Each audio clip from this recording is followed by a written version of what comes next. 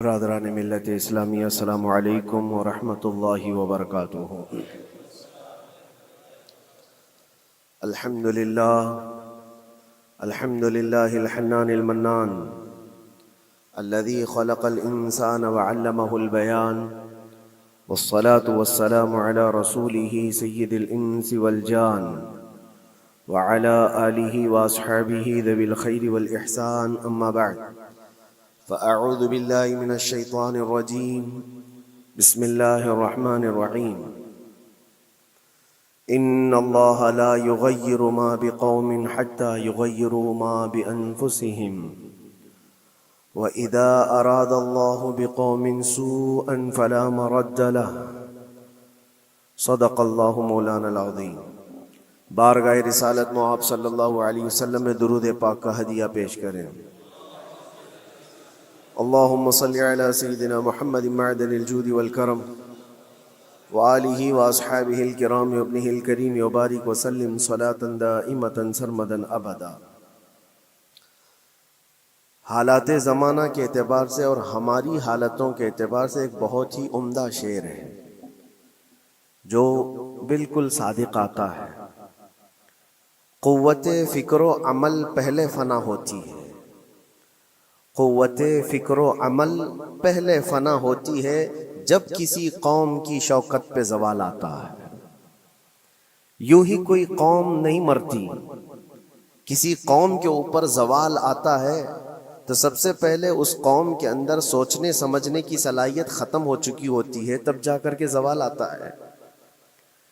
آج اس شعر کو میں پڑھتا ہوں تو محسوس ہوتا ہے کہ ہماری قوم پر یہ شعر صادق آتا ہے۔ قوت فکر اور عمل یہ پہلے رخصت ہو گئی ہے، جس کی وجہ سے یہ زوال آ رہے ہیں۔ لوگ اب حادثوں پر بیٹھ کر کے چرچا کرتے ہیں، حادثہ ہونے سے پہلے جو فکر ہونی چاہیے وہ مفقود ہے۔ گھر جلنے کے بعد پھر میٹنگ کرنے کا مطلب کیا ہے؟ اس سے سیفٹی کے لیے پہلے سے انتظامات ہوں تو اس کو لائق و فائق اور دانش مندی سمجھا جائے گا۔ آج کے وہی حالات ہیں میرے عزیزوں۔ آپ کو پتہ ہے کچھ قومیں ایسی ہیں جو فیوچر پلاننگ کے لیے 100 سال کے بعد کا سوچتی ہیں، جبکہ یہ اسلام کا حصہ تھا۔ نبی کونین صلی اللہ علیہ وسلم نے 1400 سال بعد ہونے والی چیزوں کی پیشین گوئی فرمائی کہ نہیں فرمائی؟ اللہ کے نبی صلی اللہ علیہ وسلم نے 1000 سال بعد پیدا ہونے والی چیزوں کو پہلے سے بتایا تھا کہ نہیں؟ یہ ساری چیزیں نبی آخر الزمان صلی اللہ علیہ وسلم نے جو بتایا، مطلب یہی تھا کہ اس وقت کے لوگوں کو ضرورت تو نہیں تھی ان حالات کی، پھر بھی حضور ان کو بتا رہے تھے، صحابہ کو۔ آج جو چیزیں پیدا ہونے والی ہیں وہ رسول پاک کو پتا تھا، 1000 سال بعد ہونے والی چیزیں، لیکن اس وقت کے صحابہ کو یہ باتیں کیوں بتائی جا رہی تھی؟ ان کے حالات تو اس وقت کے نہیں تھے ویسے۔ اس کے باوجود نبی پاک صلی اللہ علیہ وسلم نے ان کو 1000 سال بعد ہونے والی چیزوں کی باتیں اس لیے بتائی کہ یہ دین اسلام فیوچر پلاننگ کے لیے کتنا ایکٹیو ہے یہ سمجھو، آگے کے لیے۔ اس لیے بتایا گیا کہ صحابہ اپنی اولاد کو اور وہ اپنی اولاد کو، وہ اپنی اولاد کو یہ بات منتقل کرتے جائیں اور آنے والے حادثوں سے پہلے سے ذہن پریپیئر رہے، تیار رہے۔ دجال کے فتنے کا ذکر کتنی مرتبہ حدیث پاک میں آیا۔ امت کو نبی پاک صلی اللہ علیہ وسلم نے یوں ہی نہیں چھوڑ دیا۔ دجال کا فتنہ آئے گا، یاجوج ماجوج کا فتنہ آئے گا، یہ ساری چیزیں بتائی گئی کہ نہیں؟ ہر مسلمان تقریباً جانتا ہے آخر زمانے میں ایک بہت بڑا فتنہ دجال کی صورت میں ظاہر ہوگا۔ تو یہ باتیں اتنے 100 سالوں سے چل رہی ہیں کہ ذہن تیار ہے اس فتنے کو کہ اگر ایسا فتنہ آیا تو ایمان پر ڈٹے رہنا ہے، جمے رہنا ہے۔ یہ بات ہوتی ہے آگے آنے والے حادثات سے قوم کو باخبر رکھنا۔ آج جو حالات ہیں، جب کبھی کوئی چیز لٹ جائے تو سارے لوگ سڑکوں پر آ جائیں گے، یا پھر کسی نشستگاہ پر بیٹھ کر کے رات بھر میٹنگ کر کے چلے جائیں گے۔ یہ حادثے ہونے کے بعد کے جو حالات ہیں یہ وہی چیزیں درشا رہی ہیں کہ قوت فکر و عمل فنا ہو گئی ہے. قیادت ہمارے ہاں مفقود ہے. کسی ایک قائد کے تحت کوئی ساری قوم آنا نہیں چاہتی.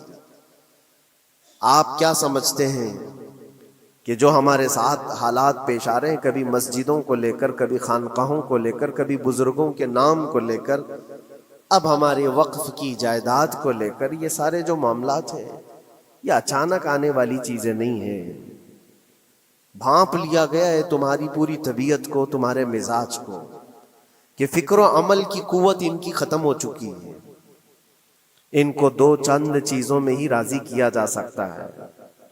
دنیا یہ سمجھ رہی ہے، جس کی وجہ سے کھلواڑ پر کھلواڑ ہوتے چلے جا رہے ہیں، اور ان کو یہ بھی پتہ ہے کہ یہ کچھ نہ کر سکیں گے. میرے عزیزو، آپ نا امید اور مایوس نہ ہو کہ ہم سے کچھ نہیں ہوگا. اللہ کریم چاہے تو ایک بندے سے بھی پوری دھرتی پر زلزلہ لا سکتا ہے. اللہ کریم کی ذات پر یقین اور توکل رکھو. سرکار غریب نواز ہندوستان آئے تھے تو بہت بڑی فوج لے کر نہیں آئے تھے، اللہ کی ذات پر بھروسہ کر کے آئے تھے، اور 90 لاکھ لوگوں کے دلوں میں چراغ اسلام جلا دیا تھا. وہ یقین اور توکل کے ساتھ آئے تھے. آج لوگوں کے دلوں کے اندر جو مایوسی اور نا امیدی ڈالی جا رہی ہے کہ کچھ ہوگا نہیں، ابھی کچھ کرنے سے کچھ نہیں ہوگا، یہ نا امیدی اور مایوسی تمہاری طبیعت میں کیوں آئی؟ کیا تمہارا رب تبارک و تعالیٰ کی ذات پر یقین کمزور ہو گیا؟ اگر یہ اس طرح کی بیماری آئی ہے تو پھر بدر پڑھ لینا. جب رسول پاک صلی اللہ علیہ وسلم کے ساتھ وہ صحابہ جا رہے تھے، ان کو اچھی طرح پتا تھا کہ سامنے آنے والی فوج کتنی طاقت لے کر آ رہی ہے. 1000 لوگ آ رہے ہیں، ہاتھی گھوڑے ان کے پاس، ہتھیار اور اسباب ان کے پاس ہے، کھانے پینے کی مزے کی ساری چیزیں لے کر کے آ رہے تھے مکہ والے. اور ادھر صحابہ ننگے پیر ہیں، 313 کے پاس 4 گھوڑے ہیں، پیدل چلے آ رہے ہیں. چھاؤں لینے کے لیے کوئی جگہ تک نہیں ہے ان کے پاس. ایک کھجور کسی کے پاس ہو تو 10 لوگ اس پر اکتفا کر لیں. فاقے پر فاقہ کرنے والے وہ صحابہ، لیکن انہوں نے یہ نہیں کہا کہ اللہ کے نبی صلی اللہ تعالی علیہ وسلم سے کہ ہمارے پاس اسباب کی کمی ہے، ہتھیار کی کمی ہے، کچھ نہیں ہمارے پاس، سواری نہیں ہے. بغیر سواری کے 180 کلومیٹر مدینے سے چل کر کے وہ بدر پہنچے تھے، بدر تک پہنچے تھے. اور اس وقت اپنی ساری محنتیں، اپنی ساری قوتیں انہوں نے زمین پر لا کر رکھ دی. پھر بدر کے میدان میں جب پہنچے تب اللہ کریم کی بارگاہ میں دعا کیا تھا میرے مصطفیٰ نے، اے اللہ اگر اس نہتی قوم کو تو نے فتح نہیں دی تو پھر قیامت تک اس روئے زمین پر سجدہ کرنے والا کوئی نہیں ہوگا. یہ محبوبانہ انداز تھا میرے مصطفیٰ کا. وہ دعا مدینے میں بیٹھ کر کے بھی تو کر سکتے تھے. 180 کلومیٹر دور اتنی مصیبت میں دھوپ میں چل کر کے جانے کی کیا بات تھی؟ ننگے پیر صحابہ گئے ہیں، فاقے پر فاقہ کیے ہوئے. وہ مدینے میں بیٹھ کر دعا کرتے تو کیا رحمت للعالمین کی دعا قبول نہیں ہوتی؟ لیکن مصطفیٰ کریم صلی اللہ علیہ وسلم نے یہ مزاج دیا ہے، پہلے فکر و عمل میدان میں لاؤ پھر دعا کرو، اللہ کی مدد آتی ہے. یہاں ہم بیٹھ کر کے یہیں سے دعا کرتے ہیں، کچھ کرنا نہیں ہے، بدلنا نہیں ہے، اور فکر و عمل کو لانا نہیں ہے، تو پھر صرف یہاں بیٹھ کر کے دعا کرنا. یہ تو میرے عزیزوں عورتوں کو اس سے ذمہ داری دی گئی ہے کہ تم میدان عمل میں آ نہیں سکتی، تم اپنے گھروں سے دعا کرو اپنے بھائیوں کے لیے. لیکن یہ کام تو اب سارے مردوں نے بھی لے لیا ہے. بہرحال قوت فکر و عمل پہلے فنا ہو جاتی ہے جب کسی قوم کی شوکت پہ زوال آتا ہے. آج یہ جو سارے معاملات ہم دیکھ رہے ہیں، اس کی ایک خاص وجہ میں آپ کو بتانا چاہتا ہوں. آج سے تقریباً 8-9 سال پہلے میرا ایک بیان بھی ریکارڈ موجود ہے، کافی دنوں تک وہ چلتا رہا. میری اپنی بات نہیں تھی، سراج الامہ امام غزالی رحمۃ اللہ تعالی علیہ انہوں نے لکھا تھا کہ امت پر اگر ایک ایسا وقت آ جائے جب ان کے سامنے ان کے نبی کو گالیاں دی جا رہی ہیں اور امت کچھ نہ کرے، تو پھر وہ انتظار کرے کہ عنقریب وہ وقت بھی ان کے اوپر آنے والا ہے جب ان کی ماؤں، بیٹیوں اور سب عزتوں کو بازار میں نیلام کیا جائے گا اور یہ کچھ نہیں کر سکیں گے. وہ دن آ جائیں گے. بیسک وجہ وہاں سے شروع ہوئی کہ لوگ اپنے عیش و عشرت میں کچھ کمی نہ کر سکے، بارگاہ مصطفیٰ صلی اللہ علیہ وسلم کی گستاخیاں کھلے عام ہوتی رہیں، اور اس پر ہم لوگ جس طرح کے حالات دیکھتے رہے۔ بہت سارے لوگ تو مجھ کو یہ کہتے تھے، مجھ سے یہ کہتے تھے، کیا ضرورت ہے آپ کو بولنے کی، حالات دیکھ نہیں رہے آپ؟ ظالمو، تم کو اگر کوئی چھوٹی سی ماں کی گالی دے دے تو تم بپھر جاتے ہو اور اس کے اوپر آسمان توڑنے کی بات کرتے ہو، اور ہم اپنے نبی پاک صلی اللہ علیہ وسلم سے کروڑوں ماؤں سے زیادہ محبت کرتے ہیں۔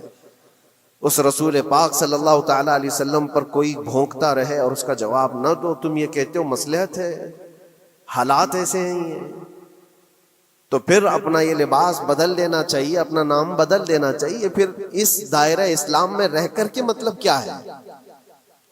اسی لیے اقبال نے 100 سال پہلے ایک مزاج دیا تھا، ایمان ہے کیا چیز، اسلام ہے کیا چیز؟ تم کیا سمجھتے ہو داڑھی ٹوپی اور جبے کبے کا نام اسلام ہے؟ اسلام کیا ہے؟ اقبال نے کہا تھا کہ بارگاہ مصطفیٰ صلی اللہ تعالی علیہ وسلم کے قدموں تک اپنے آپ کو پہنچا دو، یہی دین ہے، یہی دین ہے۔ گر بہو نہ رسیدی تمام ابو لہبیست، اور اگر تم وہاں تک نہیں پہنچ سکے تو زندگی ابو لہب کی طرح۔ دین یہ ہے، آبرو ماں زنام مصطفیٰ است، ہم سب کی عزت و آبرو حضور کے نام سے جڑی ہوئی ہے، ان کے نام سے جڑی ہوئی ہے ہماری عزت و آبرو، اور تم اس نام کی حفاظت نہیں کر سکو گے تو آگے یہ سب چیزیں آنے والی ہیں جو آ رہی ہیں۔ آج لوگ آج واویلا مچا رہے ہیں، یہ بات یاد رکھنا، شیطان کبھی فجر کی نماز کے لیے اٹھا نہیں سکتا، اور اگر اٹھا رہا ہے تو پھر اس کا کوئی مقصد ہے۔ شیطان اور نماز، آج سختہ ان کے پاس ہے، طاقت ان کے پاس ہے، حکومت ان کے پاس ہے، ڈپارٹمنٹ ان کے پاس ہے، سب کچھ، جوڈیشری، ہر چیز ان کے پاس ہو، وہ کیا کر رہے ہیں اس سے مجھے مطلب نہیں۔ میں آپ سے یہ پوچھنا چاہتا ہوں، مجھے رہزنوں سے غرض نہیں، تیری رہبری کا سوال ہے۔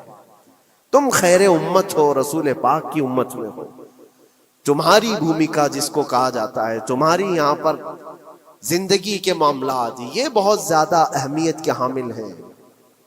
تم کیسے بن سکتے ہو آج؟ اسی لیے قرآن پاک کی آیت میں نے شروع میں تلاوت کی، رب ذوالجلال فرماتا ہے ان اللہ لا یغیر ما بقوم حتی یغیروا ما بانفسہم، بے شک اللہ تعالیٰ اس وقت تک کسی قوم کی حالت نہیں بدلتا جب تک وہ قوم خود اپنی حالت بدلنے کی کوشش نہیں کرتی۔ جب تک اپنی حالت بدلنا نہیں چاہتے اس وقت تک اللہ تبارک و تعالیٰ نہیں بدلے گا۔ وَإِذَا أَرَادَ اللَّهُ بِقَوْمٍ سُوءًا فَلَا مَرَدَّ لَهُ، اور اللہ تعالیٰ کا یہ جلال بھرا ارشاد تو سنو، یہ 13ویں پارے کی سورہ رعد کی آیت ہے۔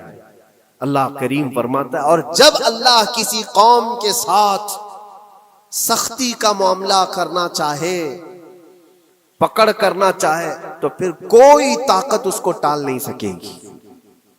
رب تبارک و تعالیٰ جب کسی قوم پر عذاب لانا چاہے تو کوئی اس کو ٹال نہیں سکے گا، تو بدلو۔ اسی لیے اکثر یہ کہا جاتا، میں تو اپنی تقریروں میں جو چند مجھے چیزیں یاد رہتی ہیں وہ عرض کیے دیتا ہوں، باقی مجھے شعر و شاعری زیادہ یاد نہیں رہتی، لیکن جو دل پہ لگتی ہیں باتیں وہ ذہن میں محفوظ ہو جاتی ہیں۔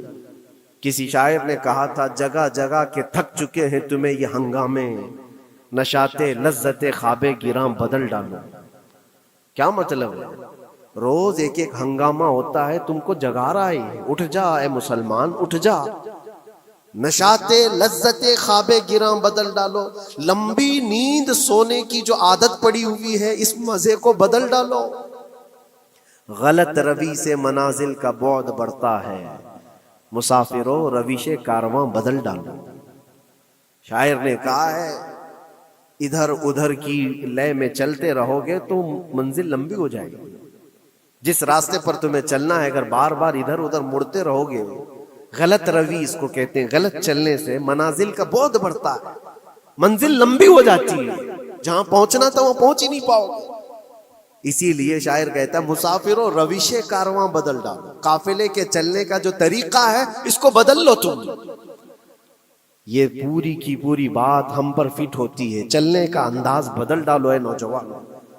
جہاں کسی کے گھر میں آگ لگی ہو، دھواں اٹھ رہا ہو، اور اگر کوئی نوجوان اندر بیٹھ کر کے یہ کہتا ہو کہ یہ ساون کا موسم ہے یا پھر یہ ابر رحمت ہے، تو اس کی سوچ پر ہم کیا کہیں. جہاں آج پوری قوم قسم پرسی کے عالم میں ہو، امت محمدیہ کے یہ حالات آج دیکھ رہے ہیں، روزانہ دیکھ رہے ہیں. تم شیئر تو کرتے ہو، ہر جگہ شیئر کرتے ہو، اور سارے ریلز پر تم جو دیکھتے ہو ہنگامے روز، صرف ہندوستان کے نہیں پوری دنیا بھر کے فلسطین کے مظلوم بچوں کی لاشیں دیکھتے ہو اور شیئر کر کے آگے بڑھ جاتے ہو. ان کی چیخیں، ان کے ڈاک کے ملبے، ان کا ڈھیر، ان کے تباہ و برباد گھر، ایک ایک قبر میں 80 لوگوں کی لاشیں، یہ سب کیا تم نہیں دیکھتے؟ شیئر کر کے آگے بڑھ جاتے ہو. یہی تو ہنگامے ہیں جو تمہیں دھگا رہے ہیں.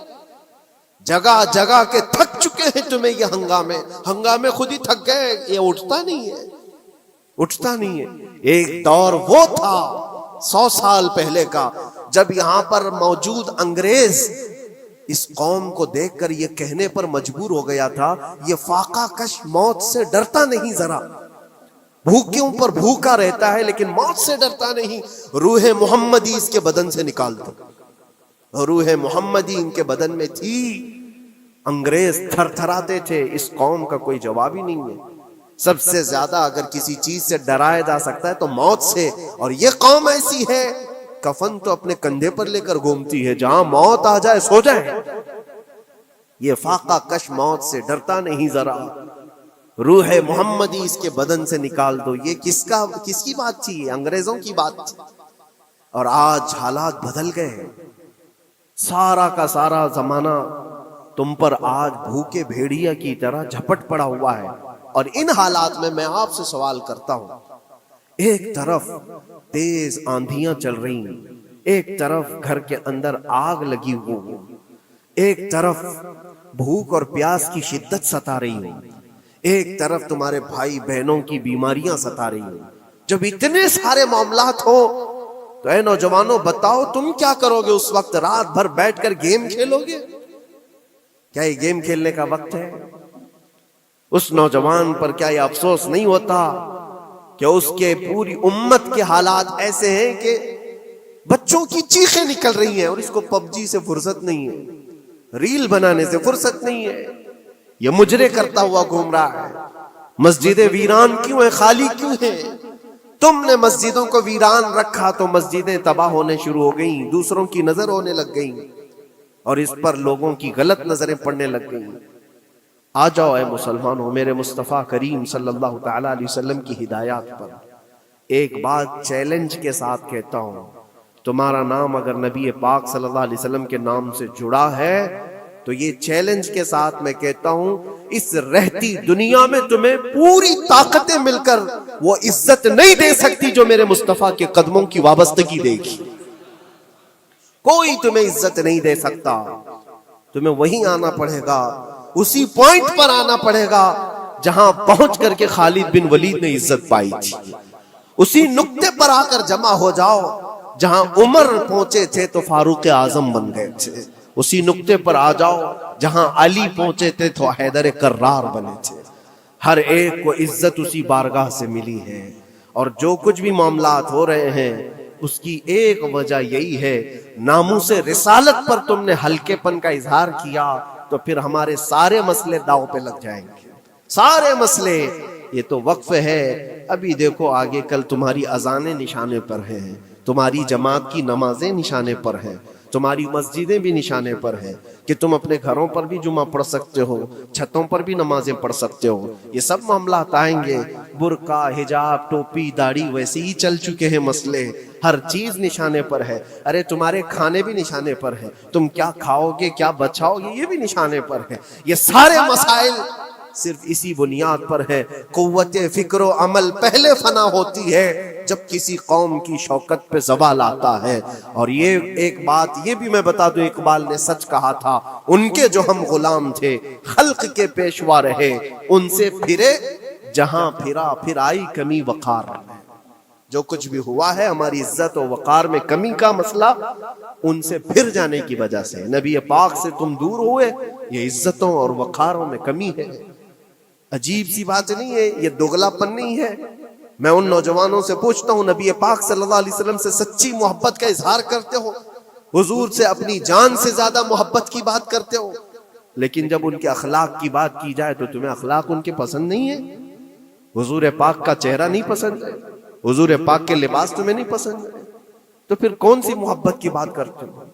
اللہ کے رسول صلی اللہ تعالی علیہ وسلم سے تم بے انتہا محبت کی بات کرتے ہو، پھر وہ محبت کا تقاضا یہ ہے کہ تمہاری ظاہری زندگی میں بھی تو نظر آئے کچھ۔ محبت کا تقاضا یہ ہے، تم شرما جاتے ہو، دنیا کیا کہے گی مجھے، دنیا کیا کہے گی، دقیانوسی کہے گی، فنڈامنٹل کہے گی، پرانے زمانے کا کہے گی، میں چہرے پر داڑھی رکھ لوں تو لوگ مجھے پتہ نہیں کیا کیا کوسیں گے۔ تم نے دنیا کے لیے اپنے آپ کو بدل لیا، یہ نہیں سوچا کہ یہ وہی دنیا ہے جو 4 دن کے بعد میری دوستی کو لات مارے گی اور 4 دن کے بعد مجھے قبر میں رکھ کر کے منو مٹی پر دبا دے گی، اور مجھے جانا تو ہے، پھر قبر میں منہ دکھانا ہے تو اسی مصطفیٰ کو دکھانا ہے۔ جہاں یہ نہیں پہنچ سکتے وہاں رسول پاک ہوں گے، محشر کے میدان میں جہاں کوئی سہارا نہیں ہوگا اس وقت رسول پاک تمہارا ہاتھ پکڑ رہے ہوں گے، اور تم نے ان کا خیال نہیں کیا۔ آ جاؤ اسی نقطے پر، اسی پوائنٹ پر جہاں ہماری کامیابی مضمر ہے۔ میں صرف اور صرف اپنے بیانوں میں یہی چیز عرض کرنا چاہتا ہوں، صرف اتنا چاہتا ہوں، اے نوجوانوں، جس کے نام سے تم آباد ہو اس نام کے ساتھ صحیح معنوں میں جڑ جاؤ، کیونکہ قرآن کا وعدہ ہے وَلَا تَهِنُوا وَلَا تَحْزَنُوا وَأَنْتُمُ الْأَعْلَوْنَ إِن كُنتُم مُؤْمِنِينَ۔ گھبراؤ مت، پریشان مت ہو، تم سب سے زیادہ بلند رہو گے۔ اگر اللہ نے فرمایا ہے تو یہ 100% حق ہے۔ اللہ نے فرمایا ہے تم سب سے زیادہ بلند رہو گے، لیکن آگے رب فرماتا ہے ان کنتم مؤمنین، اگر تم سچے ایمان والے ہو جاؤ۔ اور ایمان کس کو کہتے ہیں؟ لا یؤمن احدکم حتی اکون احب الیہ من والدہ وولدہ والناس اجمعین۔ میرے آقا فرماتے ہیں ایمان اس وقت تک کمپلیٹ نہیں ہوگا جب تک تم اپنے ماں باپ اولاد اور ساری دنیا سے زیادہ مجھ سے محبت نہ کرو۔ یہ ہے، اور اخیر میں یہی کہوں گا، ہر مسئلے کا حل، سارے تمام ایشوز کا خلاصہ، علاج ایک ہی چیز میں ہے کہ محمد سے وفا ہے۔ تو ہم تیرے ہیں، یہ جہاں چیز ہے کیا، لوح و قلم تیرے ہیں۔ لوگ انتظار میں ہیں، بہت سارے لوگ یہ پوچھتے بھی ہیں ہمیں کیا کرنا چاہیے، ہمیں کیا کرنا چاہیے۔ ظلم پہ ظلم ہوتا جا رہا ہے، ظالم اپنے انجام پر ضرور پہنچیں گے، کیونکہ قرآن میں اللہ کا وعدہ ہے وَسَيَعْلَمُ الَّذِينَ ظَلَمُوا أَيَّ مُنْقَلَبٍ يَنْقَلِبُونَ۔ ان قریب ظالم یہ دیکھ لے گا کہ اللہ اس کو کس پلٹی پر پلٹائے گا، کس کھائی میں گرائے گا، اسے اندازہ بھی نہیں ہوگا، اس کے بنے ہوئے جالوں میں وہ خود پھنسے گا۔ ظالموں کی ایک لمبی تاریخ ہے، اور ان کو بھی پڑھنا چاہیے جو آج ظلم کر رہے ہیں، لیکن تمہارا کردار کیا ہو، اس سلسلے میں جو ہمارے بچے یا نوجوان سوال کرتے ہیں کیا کرنا چاہیے۔ پہلے سب سے پہلی چیز میں یہ کہتا ہوں، جتنا کھو چکے، جتنی جا چکے، اور جو اب برباد ہوا ہے، اس چیز پر منتھن کرنا، اس چیز پر بیٹھ کر میٹنگ کرنا، اس سے پہلے میں چاہتا ہوں کہ آگے ہونے والے نقصانات سے پہلے اپنے آپ کو بدل لو۔ آگے جو بڑے حادثات آنے والے ہیں، آگے جو بڑی آندھیاں آنے والی ہیں، اس سے پہلے اپنے دروازے ٹھیک کر لو، اپنی زندگیاں سدھار لو۔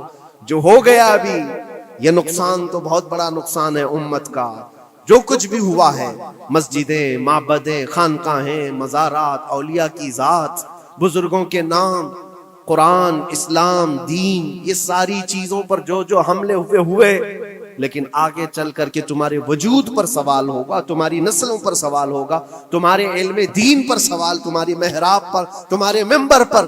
کل کو دیکھنا یہ آزادی بھی ختم کر لی جائے گی، ممبر سے کوئی کھلے عام بول بھی نہیں سکے گا۔ یہ آج جو ہم بیان کر رہے ہیں، آگے چل کر کے دیکھنا یہ آوازیں بھی بند کر دی جائیں گی کہ کھلے عام کوئی مولوی بول نہ سکے، جو ہم چاہیں وہی بولے۔